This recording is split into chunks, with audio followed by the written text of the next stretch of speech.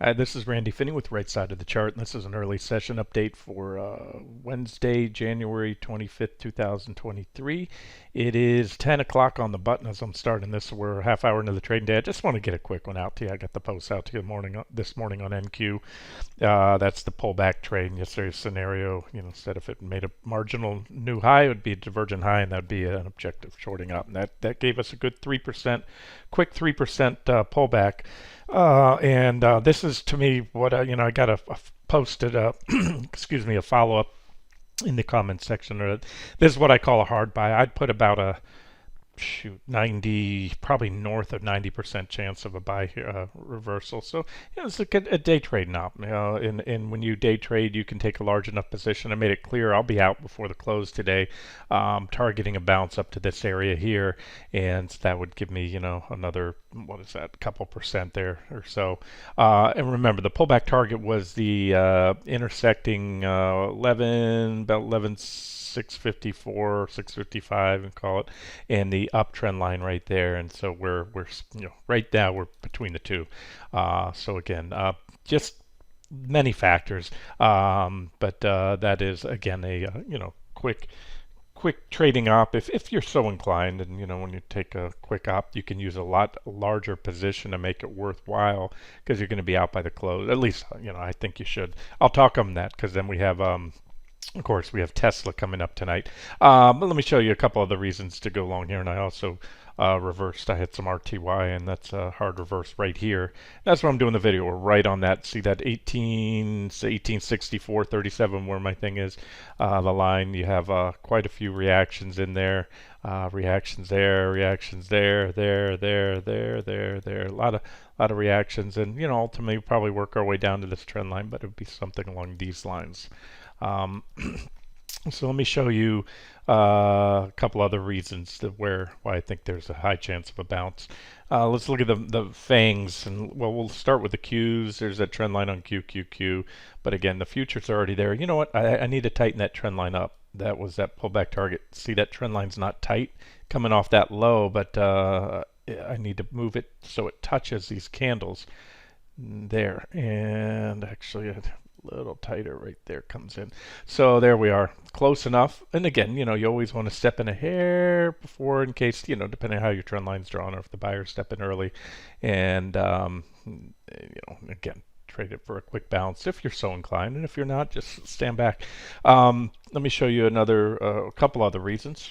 Apple, this is Apple. You had the uptrend line here that was broken. It was kind of whippy through here, but the main thing is the rejection here off the downtrend line.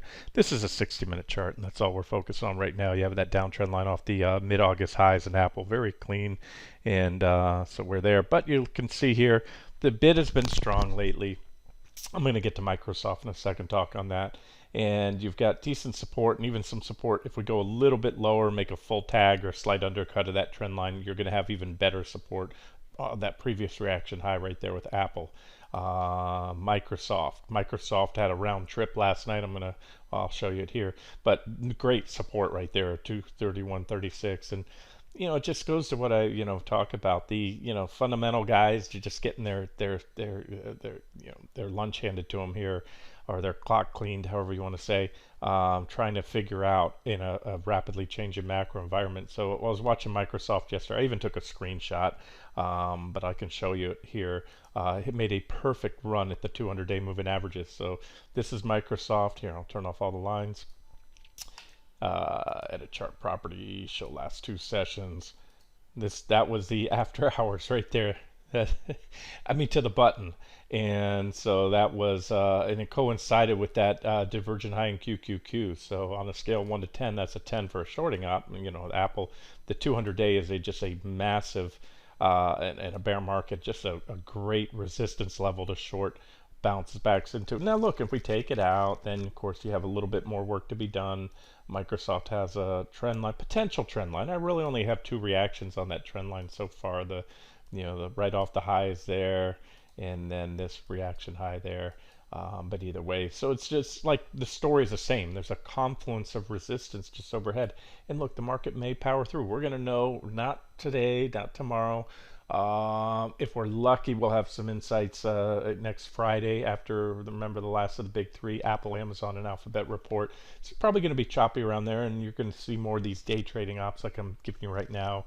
Um, and like I gave you yesterday, quick pullback trades and, get 2, 3%, even 1%, if you throw in enough contracts, NQ or QQQ, TQQQ, SQQQ, whatever your poison is, it's worth it. But anyways, I just wanted to show you, and I'm going to turn off that drawings or chart properties, the pre-market. Let's turn that off. So anyways, perfect tag. And then look at the reversal. I mean, imagine the poor sucker that bought Microsoft last night, on their earnings, that rally in there, and they've already lost 10% of their money in less than one full trading day, less than 24 hours. But with that being said, I'd buy it right here for about, but I didn't buy it Microsoft, I bought NQ, covered in reverse. I just want to point that out. That's really good support. I'm sorry, even better than what you had there on Apple. A big old gap right there. Bottom of the gap, the top of the gap, was tested, tested, tested. So, like I said, ultimately, what I see here, negative divergence, 60-minute. We can quite likely go lower, but I don't care. I'm not trying to guess where we're going to be on Wednesday of next week. I'm trying to, just right now get that bounce trade. And Microsoft, at minimum, is probably going to come back to right up here. And then Amazon, let's see what we have on Amazon. Amazon got rejected. Again, the RR was made it clear, more favorable for shorting than going or being long here in the last couple of days. And this is, what happens there. So you get a pull back on Amazon. Alphabet, look at that. Nice. Look at this. GOG. And I have the other share class here. I'll give you a GOGO. But there's an uptrend line and price support. Doesn't get much better than that. No guarantees, of course. I didn't give it 100%. I'll never give any trade 100%. There's Alphabet again, the other share class, GOGL. Oh, and let's talk on Tesla. So my guess, remember Tesla was one of the 3 individual market leading big tech stocks that I took a few weeks back, first as hedges to shorts, and then right off the lows decided, what, I'm going to close out all the swing short positions and go long and keep those 3. And Tesla was one of them, and that one was really nice. I started highlighting here before it even broke out of the bullish falling wedge, 60-minute. That's just a great little pattern, but it's a 60-minute chart. So that's all right there was all I was looking for and got, and that was it. Now, what I'm getting at here is that's where I exited. That was resistance. I was correct on identifying that because you had a reaction. That was a good time to get out.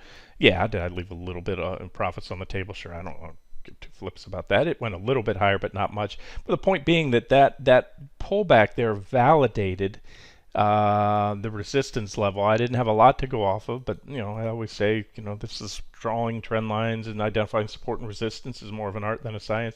But that pullback reaction validated it. So resistance, once broken, becomes support. So you broke it here, and now you're back to support, and you have trend line support. Now, look, Tesla reports tonight. Anything can go. You want to know my guess? I think it's going to be a one of two things. Either like Microsoft, maybe initial pop, you've got massive resistance up here. And so, if you want as a trade idea, you can short Tesla. You have the 200 days just above. You've got a whole confluence of very significant resistance here, starting with that 183.50-ish level right there. That was the top, this topping pattern here in Tesla. This is a weekly chart, by the way, guys. I'll get to the daily in a second. You have this uptrend line right here, and the 200-day or / 40-week moving averages right here. You have the downtrend line resistance, which was also a target when this one was laid out as a trade idea, that downtrend line. So we made a perfect tag of that. Now you have an uptrend line right here. And so looking at this weekly, I've maintained these targets for a long time in Tesla. 77.52 is my next bear market downside target. And, maybe it's flagging here and it wants to make a last thrust down to there. I'm not going to play it. It's too much of a risk, but I can tell you if it heads up there, that's an objective shorting up. Again, we're on the weekly right here. Or if it goes down there, why did I have that line there? Let me see something here. Yeah, I've had that line there, but you know what? Maybe that was before the split. I need to take this back, guys. Sorry, I have to walk that back. That line should be right here. I don't know what's happening. Maybe something happened on my charts, but that's where that target is. 64.50 is my next stop for Tesla. There was support right here where it bounced right there on these reactions. A little bit came up a little bit above that, but either way, and ultimately before this bear market is over, this is most likely where Tesla's going, and I know that's heresy among Tesla bulls, calling it down from 500 to $50. But these long-term trend lines are often, and it may be a while. It could be a year from now, 2 years from now, or it could be soon if something happens and the market has a hard down. Let's not forget Mr. VIX, by the way. I wanted to update that in the last, maybe I've been updating this recently. The last update that I gave you was this, the key or salient levels on this chart. This is the daily of the VIX, mid-June or so, lows back in 2021. We have an uptrend line. The VIX has been stair-stepping higher on that at least. So you hit trendline support, you also had price support. Again, this was all highlighted last week, and you have a divergent low, positive divergence right here. There's your divergence lines. And so what this says is, that the divergence coupled with the downtrend line and the divergence line gives you a rising wedge. And so this would imply there's a good chance the market's not going to like what Amazon and Apple and Facebook, or I'm sorry, Amazon, Apple, and Alphabet, and maybe even Tesla might not like what they're selling next week. So we'll have to wait and see. But bottom line is, and if I don't already have it, set an alert. You'll know because the market will break down if that pops. But the VIX has been holding up even during this rally. It started to rally, so moving up. So anyways, it's still at support. It's in a bullish technical posture, which can only infer a bearish technical, well, that would be a net bearish thing for the markets. Now, it's a bullish setup. I always say this, a trade setup. I throw out, what do I do on the site? I throw out actionable trades like I got out to today, and then trade setups. Even yesterday, hey, get that marginal new high. It's an objective short. A trade setup is a potential trade that may or may never happen. It needs a catalyst or a trigger, a buy or a sell signal. And then, so that's what this is. This isn't a buy right now. It's a bullish setup and something to watch. The VIX has been and usually is in a bear market. It's kind of like an EKG. You have the, let me change the color of this tool here. You have these spikes up, the volatility abates, spike, spike, spike, spike, spike. Every so often you get these spikes, and then the next spike is going to coincide with the next leg down in the markets. The next big spike. All right, that's it. Let me get it out to you guys here. If I didn't, did I already cover RTY for you? If not, I like that.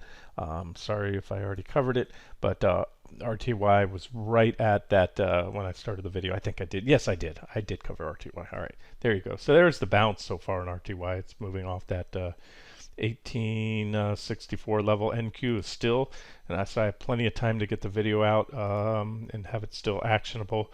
Remember the pullback target was the 111,655-ish support, plus the trend line comes in just below, and we're right there. So let me get it out to you. My trading plan. Oh, and every trade is just a potential trade. May not play out. Looking for something like that right now.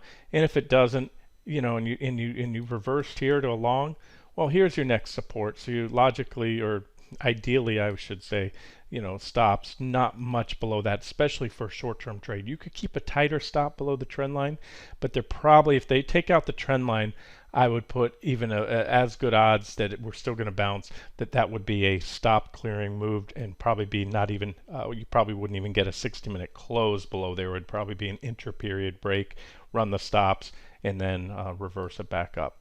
All right, that's just my guess. And like everything else, it's either going to work out or not. So let me get it out to you. And then remember, Tesla tonight, it's going to go either way.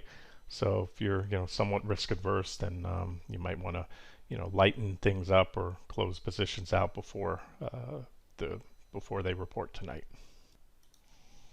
All right, this has been Randy Finney with Right Side of the Chart. Have a great day.